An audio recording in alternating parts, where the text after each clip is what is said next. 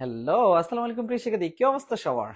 নতুন আরেকটা লাইভে আমরা আবারও হাজির হয়ে গেছি প্রিয় শিক্ষার্থী। এই লাইভে আমরা আলোচনা করতে যাব সামষ্টিক অর্থনীতির সামগ্রিক আয় ব্যয় টপিক নিয়ে। চলুন প্রিয় শিক্ষার্থী, লাইভটাকে একটা করে শেয়ার দিয়ে বাকি শিক্ষার্থীদের দ্রুত সাথে নিয়ে আমরা আমাদের আজকের এই জমকালো ক্লাস উপভোগ করব। দ্রুত একটু লাইভটাকে কি করব প্রিয় শিক্ষার্থী, শেয়ার করব। শেয়ার করে দিয়ে জানিয়ে দিব কে কোথা থেকে যুক্ত হচ্ছেন এবং আমার কথা ক্লিয়ারলি শোনা যাচ্ছে কিনা। ওকে প্রিয় শিক্ষার্থী, একটু দ্রুত দ্রুত দেখি আমরা পারি কিনা, একটু দ্রুত জানিয়ে দেব প্রিয় শিক্ষার্থী আমার কথা ক্লিয়ারলি শোনা যাচ্ছে কিনা। একটু সেই সাথে কে কোথা থেকে যুক্ত হচ্ছেন দ্রুত একটু কমেন্টসের মাধ্যমে জানিয়ে দিবেন। ওকে, অলরেডি আমাদের সাথে অনেকে যুক্ত হয়ে গেছেন। যারা যুক্ত হচ্ছেন সবাইকে ধন্যবাদ। এবং বাকি শিক্ষার্থীদের আমাদের কি করে নিতে হবে প্রিয় শিক্ষার্থী, আমাদের এই লাইভ ক্লাসে যুক্ত করে নিতে হবে। এখন লাইভ ক্লাসে যুক্ত করে নেওয়ার জন্য আমরা আমাদের প্রথম কাজ কি প্রিয় শিক্ষার্থী, লাইভটাকে শেয়ার দেওয়া। হ্যাঁ, ওকে, দ্রুত একটু শেয়ার দিয়ে পাশে থাকবো। ওকে, অলরেডি আমাদের সাথে যুক্ত হয়ে গেছেন। যারা যুক্ত হচ্ছেন সবাইকে ধন্যবাদ। ওকে, দ্রুত একটু শেয়ার দিয়ে পাশে থাকবো। ওকে, রাইট। হ্যাঁ প্রিয় শিক্ষার্থী, আমাদের সাথে অনেকে যুক্ত হয়ে গেছেন। সবুজ ইসলাম, আরো অনেকে যুক্ত হয়েছেন, ধন্যবাদ যারা যুক্ত হচ্ছেন। প্রিয় শিক্ষার্থী, আজকে আমরা আলোচনা করতে যাব সামষ্টিক অর্থনীতি নিয়ে। আর সামষ্টিক অর্থনীতির টপিক কি থাকবে? সামগ্রিক আয় ব্যয়। এই সামগ্রিক আয় ব্যয় টপিকটা স্টুডেন্টের কাছে অনেক কঠিন লাগে। আজকে দেখবো এই কঠিন জিনিসটাকে কিভাবে ইজিলি ক্যাপচার করা যায়। রাইট, আমাদের সাথে আরো যুক্ত হয়ে গেছেন অনেকে। স্যার আসসালামু আলাইকুম। হ্যাঁ, ওয়ালাইকুম সালাম। কেমন আছেন? জি আলহামদুলিল্লাহ ভালো আছি। রঞ্জন রায় স্যার, আদাব। জি আদাব। আর যারা যুক্ত হচ্ছে একটু দ্রুত কমেন্টে জানিয়ে দিব। আর প্রথম কাজ কি প্রিয় শিক্ষার্থী, আমাদের লাইভটাকে শেয়ার করে দেওয়া, যাতে আমাদের বাকি শিক্ষার্থীরা আমাদের সাথে যুক্ত হয়ে নিতে পারে। হ্যাঁ, ওকে, বেশি কথা বাড়াবো না, আমি দ্রুত ক্লাসের মধ্যে চলে যাব। তোমাদের কাজ কি, লাইভটাকে শেয়ার করে দেওয়া। প্রিয় ভাই বলেন, প্রিয় স্যার বলেন, তাদের এই স্যারের ভালোবাসাটুকু নেওয়ার জন্য মাস্ট বি লাইভটাকে শেয়ার করে দিবেন। ওকে, হ্যাঁ প্রিয় শিক্ষার্থী, আমাদের আজকের আলোচ্য বিষয় সামষ্টিক অর্থনীতির সামগ্রিক আয় ব্যয় নিয়ে। রাইট, সামগ্রিক আয় ব্যয়, যেটা আমরা ম্যাক্রো ইকোনমিক্স বলে থাকি। এই টপিক জানার আগে আমি কিছু শিক্ষার্থীদের কাছে কোশ্চেন দিয়ে যাব, তারা কতটুকু পারে। হ্যাঁ প্রিয় শিক্ষার্থী, সবার কাছ থেকে কোশ্চেন থাকলো, আমাদের সামগ্রিক আয় ব্যয় পরিমাপ পদ্ধতি কয়টি? দেখি কারা কমেন্টসের মাধ্যমে জানিয়ে দিতে পারেন। আমি একটা প্রশ্ন আজকে বিভিন্নভাবে মডিফাই করে আনসার করার ট্রাই করব। তার আগে সবার কাছে প্রশ্ন দিয়ে গেলাম, সামগ্রিক আয় ব্যয় পরিমাপ পদ্ধতি কয়টি, এটা একটু জানিয়ে দেবেন, দ্রুত কমেন্টসের মাধ্যমে জানিয়ে দেবেন। আমি একটা শুরুতে উদ্দীপক দিই। ওকে, সি ইকুয়াল 100 প্লাস 0.5y, যেটা একটা ভোগ অপেক্ষক বা ভোগ সমীকরণ। আরেকটা ধরলাম আই ইকুয়াল 100, এটা বিনিয়োগ সমীকরণ। এটা দিয়ে কয়েকটা প্রশ্ন আমি সাজিয়ে নিই। প্রথম প্রশ্ন হচ্ছে উদ্দীপকের আলোকে আলোকে ভারসাম্য আয় স্তর নির্ণয় করো।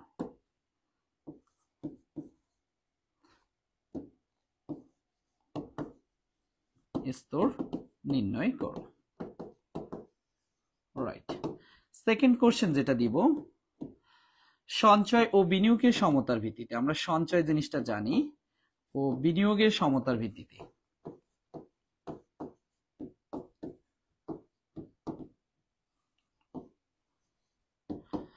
ভিত্তিতে ভারসাম্য আয় স্তর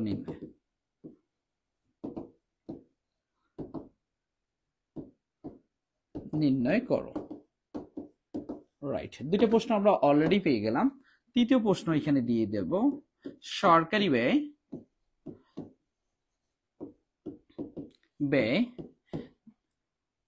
300 টাকা যুক্ত করা হলে বা ধার্য করা হলে ভারসাম্য আয় স্তরের উপর কিরূপ প্রভাব পড়বে? ভারসাম্য আয় স্তরের উপর কিরূপ প্রভাব পড়বে?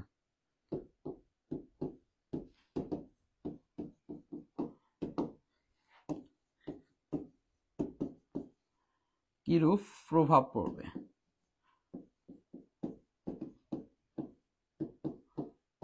বিশ্লেষণ করো।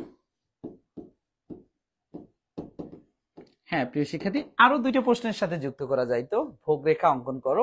আরেকটা প্রশ্ন দেওয়া যাইতো, সঞ্চয় ও বিনিয়োগের সমতার ভিত্তিতে ভারসাম্য আয় স্তর রেখাচিত্রের মাধ্যমে দেখাও। এই দুইটা প্রশ্ন আমরা দিচ্ছি না, আমরা এই তিনটা প্রশ্নের আজকে আগে আলোচনা করব, দেন সময় পেলে বাকিটা করব। আমাদের সাথে কারা কারা যুক্ত হয়েছেন? রঞ্জন রায় যুক্ত হয়েছেন, সবুজ আছেন, জুবাইর হোসেন যুক্ত আছেন।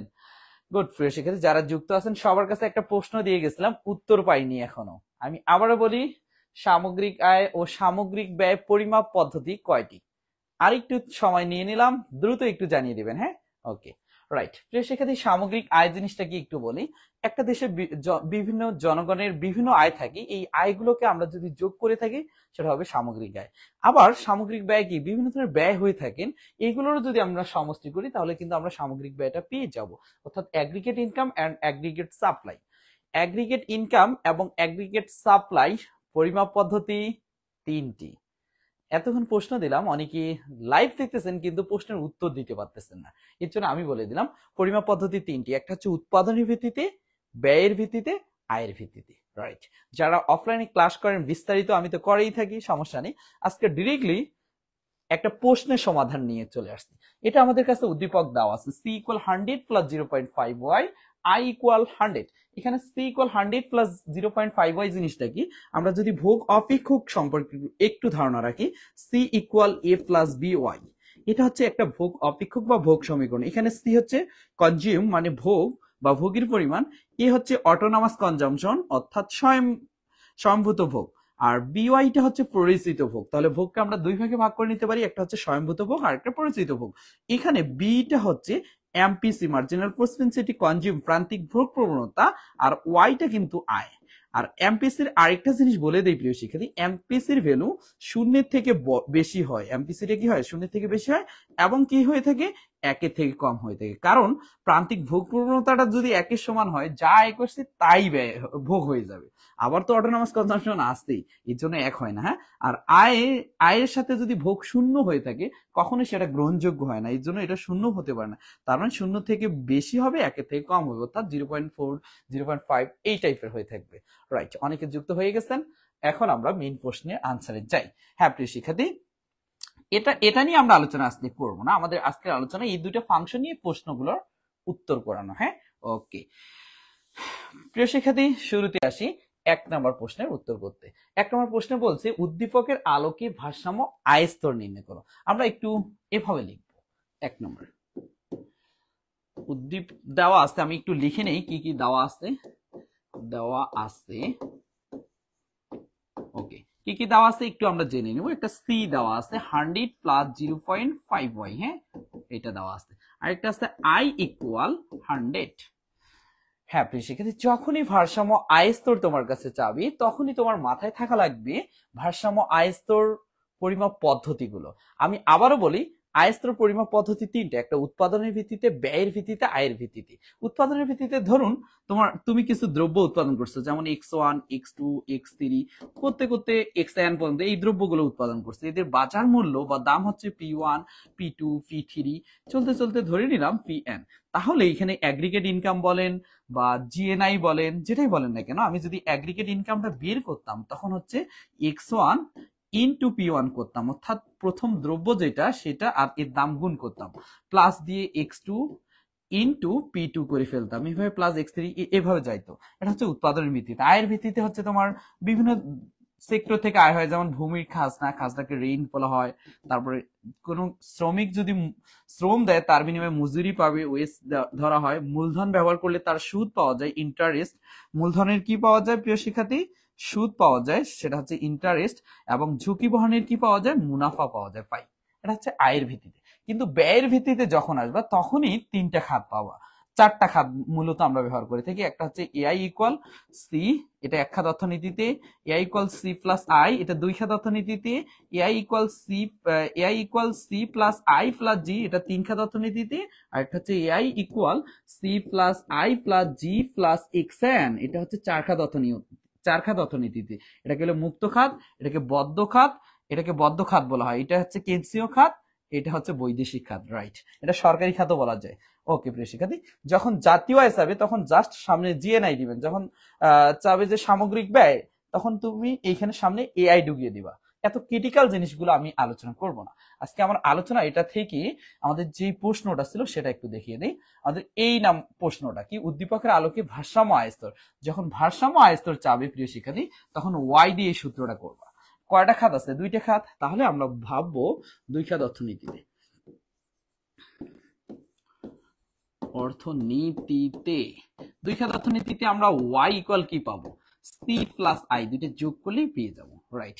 বা y এর স্পেসিফিক কোনো ভ্যালু নেই, c এর ভ্যালু হচ্ছে 100 প্লাস 0.5y প্লাস i এর ভ্যালু হচ্ছে 100, রাইট। আমি যদি আরেকটু ক্যালকুলেশন করি, y এই দিকে প্লাস 0.5y সমান চিহ্ন এই দিকে আসলে কি হয়? মাইনাস 0.5y হয়, ইকুয়াল 100 প্লাস 100, রাইট। আমি দুইটা y থেকে একটা y কমন নিতে পারি, 1 মাইনাস 0.5, দুইটা থেকে একটা y কমন নিচ্ছে আর এখানকার y, হ্যাঁ ওকে রাইট। এইটা যদি y কমন নেই থাকে কি 1 মাইনাস 0.5 আর এটা হচ্ছে 200, রাইট। বা এখানে 1 থেকে হাফ বাদ দিলে কত হয় প্রিয় শিক্ষার্থী? Half, 0.5y equal 200। আমি কিন্তু চাইলে একবারই 0.5y লিখে দিতে পারতাম, বুঝতেন না, বিধায় একটু লাইন বাড়িয়ে দিলাম, হ্যাঁ ওকে। এখান থেকে আমি যদি শুধু y এর ভ্যালুটা বের করি তাহলে 200 বাই 0.5 ইজ ইকুয়াল y, অতএব y বার যখন স্থির মান পাবো তখন বার সাইন দেওয়া লাগে, তার মানে এটা হচ্ছে 400, এটাই আনসার। আশা করি 1 নম্বর প্রশ্নটা বুঝছি। যারা যারা লাইভে যুক্ত আছেন বলেন বুঝছেন কিনা, রাইট। আমাদের সাথে আরো অনেকে যুক্ত হয়েছেন, সৌরভ রায় স্যার আদাব, রঞ্জন যুক্ত হয়েছেন, তারপর নুসরাত জাহান আসসালামু আলাইকুম স্যার, হ্যাঁ ওয়ালাইকুম সালাম, মেঘা যুক্ত হয়েছেন আসসালামু আলাইকুম স্যার, হ্যাঁ ওয়ালাইকুম সালাম। যারা যুক্ত হয়েছে প্রিয় শিক্ষার্থী সবার উদ্দেশ্যে বলি 1 নম্বর প্রশ্ন আমরা বুঝছি কিনা একটু দ্রুত ঝটপট কমেন্টে জানিয়ে দিবেন, রাইট। আশা করি বুঝছি। এখন আমার 2 নম্বর প্রশ্নটা কি বলছে একটু দেখব। 2 নম্বর প্রশ্ন বলছে সঞ্চয় ও বিনিয়োগের সমতার ভিত্তিতে ভারসাম্য আয় স্তর নির্ণয়। তাহলে আমাকে কি করা লাগবে? প্রথমত সঞ্চয় বের করা লাগবে আর বিনিয়োগ থাকা লাগবে। অলরেডি আমাদের ফাংশনে কিন্তু বিনিয়োগ আছে কি নাই? সঞ্চয় নাই। তাহলে সঞ্চয়টা বের করে নিতে হবে। সঞ্চয় জিনিসটা কি? তুমি যা আয় করছো এর মধ্যে কিছু অংশ তো ভোগ করে ফেলছো, রাইট। যেটা ভোগ করছো এটা বাদ দিবা, দিলে যেটা জমা থাকবে সেটাই সঞ্চয়। তাহলে আয় থেকে ভোগ ব্যয় বাদ দিলে যা অবশিষ্ট থাকে তাকে কি বলা হয় প্রিয় শিক্ষার্থী? সঞ্চয় বলা হয়। অর্থাৎ S equal saving equal Y হচ্ছে আয় থেকে ভোগ ব্যয় বাদ দিলাম, যা অবশিষ্ট থাকবে সেটা কি? সঞ্চয়, রাইট। আয় থেকে ভোগ ব্যয় বাদ দিলে যা অবশিষ্ট থাকে তাকে কি বলবো প্রিয় শিক্ষার্থী? সঞ্চয় বলবো।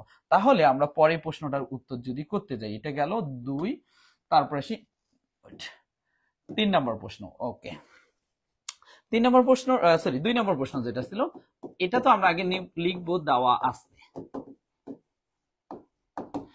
c ইকুয়াল 100 প্লাস 0.5y, এটা দেওয়া আছে। আর একটা কি দেওয়া আছে? i equal 100। এখন আমাকে প্রশ্নে বলছে সঞ্চয় ও বিনিয়োগের সমতার ভিত্তিতে। বলেন তো এখানে কি সঞ্চয় আছে? না। বিনিয়োগ আছে? হ্যাঁ। যেহেতু সঞ্চয় নাই তাহলে আমরা সঞ্চয় বের করব। আজা মানে বুঝে নিয়ে না, আমরা জানি কি জানি? সঞ্চয় S equal Y minus C, right.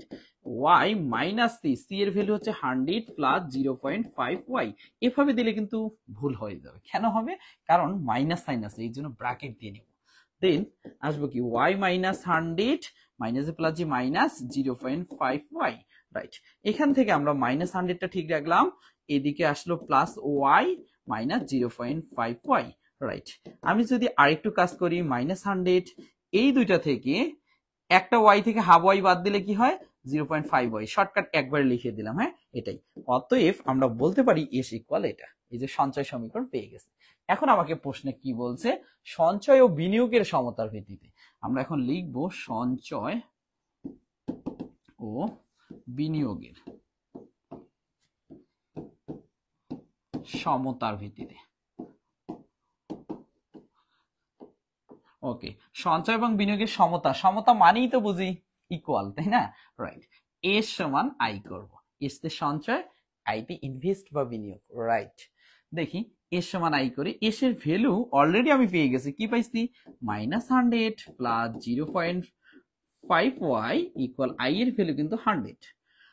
তারপরে আসি এখানে রাখলাম 0.5y, এইদিকে -100, অপোজিট সাইডে এসে কি হবে +100 হবে, বা 0. একবারে আমি কাজটা করি, একটা লাইন শর্ট করি, y ইকুয়াল আমরা লিখতে পারি 100, এখানে 100 100 প্লাস করলে কি হয় 200, আর এখানে 0.5 ইনটু থাকলে এখানে এসে ভাগ হয়, রাইট।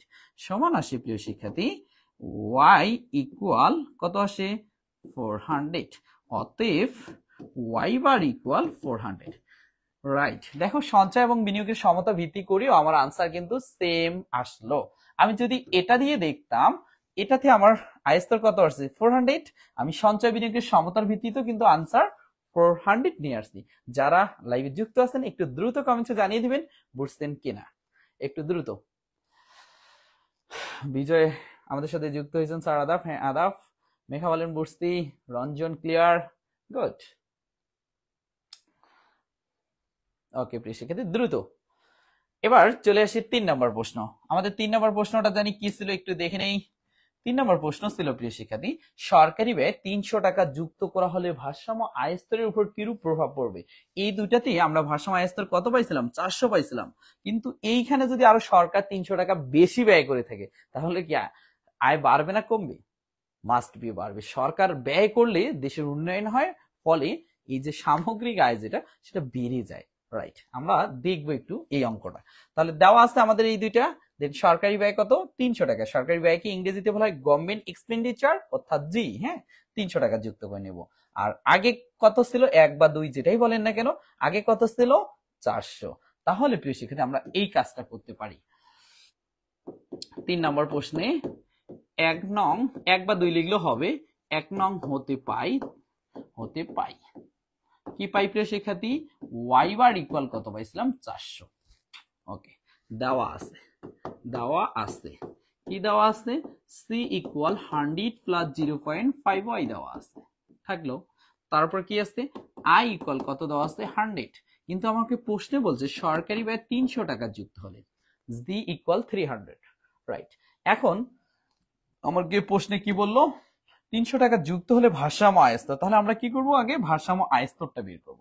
তাহলে ভারসাম্য আয় স্তর বের করব, কয়টা খাত 3টা, তাহলে আমরা লিখতে পারি 3 খাত অর্থনীতিতে।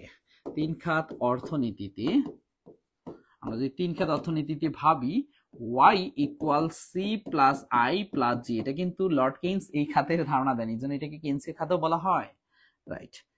আমরা যদি বাদ দিয়ে আসি y, c এর ভ্যালু হচ্ছে 100 প্লাস 0.5y, i এর ভ্যালু কত 100, g এর ভ্যালু কত 300, রাইট। আমি আর একটু বাড়িয়ে নিলাম, y এইদিকে 0.5y এইদিকে আসে -0.5y হলো ইকুয়াল 100 প্লাস 300, রাইট। আমি আরেকটা লিখলাম, একবারে শর্ট করে লিখতেছি, y থেকে 0.5y বাদ দিলে হয় 0.5y, মানে একটা y থেকে হাফ y বাদ দিলে আরো হাফ y থাকে, ইকুয়াল কত আসে এখানে 100 100 200 500, রাইট। আমি আরেকটু যদি লিখি শুধু y রাখি তাহলে হচ্ছে 500 বাই 0.5, ওকে।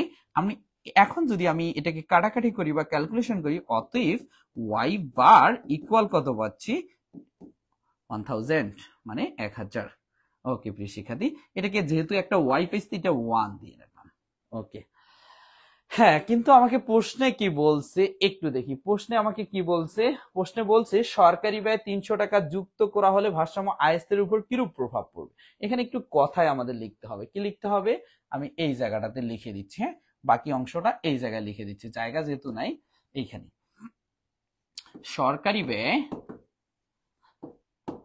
ব্যয় 300 টাকা যুক্ত করা হলে ভারসাম্য আয় স্তর y বার 1 মাইনাস y বার সমান কত হয় 1000 মাইনাস কত 400 সমান কি হবে সমান 600 বৃদ্ধি পাবে। এই প্রশ্নটা বেসিক্যালি ঘ প্রশ্নে আসার সম্ভাবনা অনেক বেশি, যারা পরীক্ষা দিবেন 25 ব্যাচ এবং 26 ব্যাচ, রাইট। হ্যাঁ প্রিয় শিক্ষার্থী, আমরা যে প্রশ্নগুলো নিয়ে আজকে আলোচনা করলাম, কি কি প্রশ্ন, আমাদের প্রশ্ন ছিল এই জায়গা থেকে সামগ্রিক আয় ব্যয়ের টপিকের, এটা আমাদের উদ্দীপক ছিল। এই উদ্দীপকের আলোকে কি করছি, ভারসাম্য আয় স্তর নির্ণয় করছি, আবার সঞ্চয় বিনিয়োগের সমতার ভিত্তিতে ভারসাম্য আয় স্তর নির্ণয় করছি, সরকারি ব্যয় 300 টাকা যুক্ত হলে ভারসাম্য আয় স্তরের উপর কিরূপ প্রভাব পড়বে, এই টপিকগুলো নিয়ে আলোচনা করছি। আশা করি সবাই বিষয়টি ক্লিয়ারলি বুঝে গেছেন। আজকে আর বেশি লং করব না, এরপর আমার আবার লাইভ ক্লাস আসতে 9টায় লাইভ ক্লাস শুরু হবে আইসিটির। এর জন্য আজকে এখানে বিদায় নিচ্ছি প্রিয় শিক্ষার্থী, সবার প্রতি শুভকামনা রেখে আজকে এখানে বিদায় নিচ্ছি। আল্লাহ হাফেজ।